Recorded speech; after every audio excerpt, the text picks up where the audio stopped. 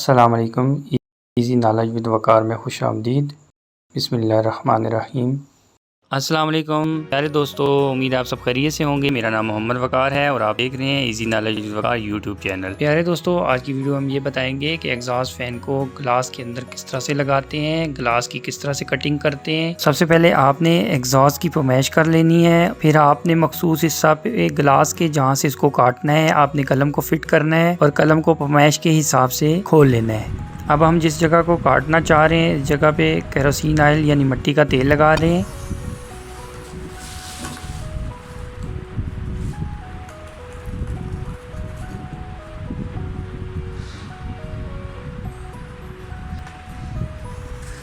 तो चैनल को सब्सक्राइब कर दें, वीडियो को लाइक कर दें और अगर आप चाहते हैं कि हमारी किसी भी आने वाली वीडियो का नोटिफिकेशन आपसे मिस ना हो तो आप ऑल के बटन के साथ साथ बेल के आइकन को भी क्लिक कर दें।